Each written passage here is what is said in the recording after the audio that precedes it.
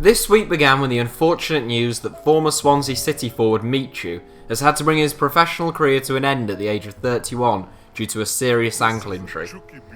The one-time Spanish international set the Premier League alight back in the 2012-13 season, when he scored 18 goals in the league and 22 goals in all competitions. There is sadly a cut-off point for all professional footballers. Cruelly, it's often when they are mentally at their peak that their bodies give up on them. Many careers, like Michu's, are ended by long-term injuries, from which a player never recovers, whilst others just grow too slow to be able to compete at the highest level. This list, though, is for those who are still good enough and fit enough but left the game anyway. As such, you won't find the likes of Marco van Basten or Brian Laudrup in our list, both of whom saw their careers end far too early, but as the result of nasty injuries. Some of the players in this 7 did return to the professional game following their initial retirement, but none at the same level. Here are our top 7 footballers who retired too early. Carlos Roa. Just edging out fellow goalkeeper Espan Bardson to come in at 7th, Carlos Roa was an eccentric but talented goalkeeper. He starred for Argentina in the 1998 World Cup as the South Americans defeated England on penalties, and he won the Zamora Award as the best goalkeeper in Spain the same year, going on to win the Cup Winners' Cup just a year later.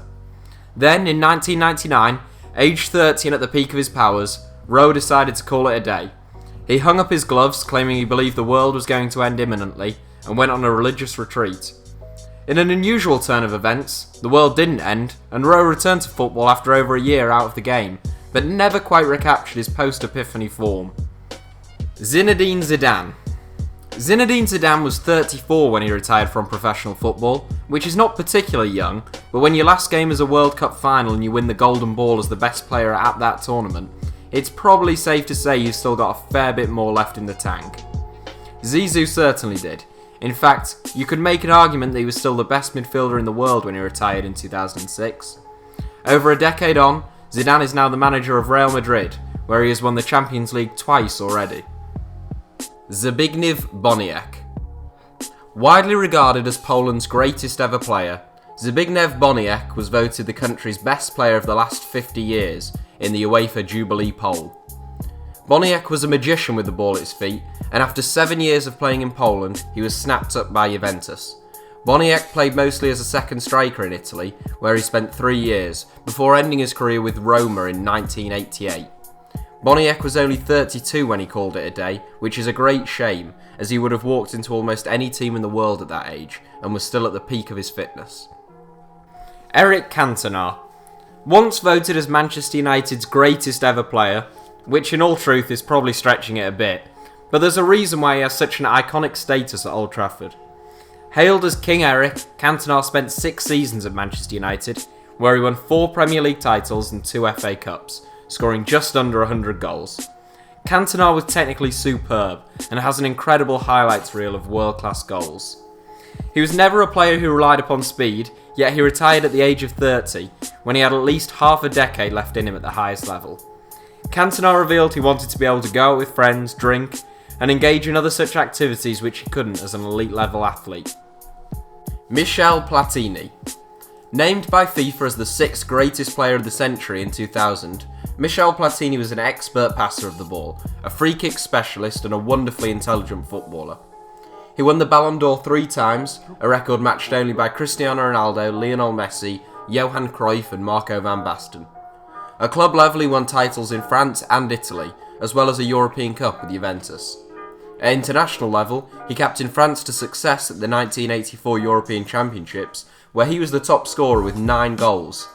A stat that sounds a little more impressive when you point out the second top scorer had 3.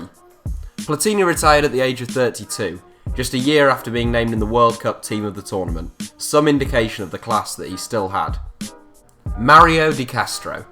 Unfortunately, we have no pictures of Mario Di Castro in our database, so instead his section will be filled with images of players that he has a better goal-scoring record than.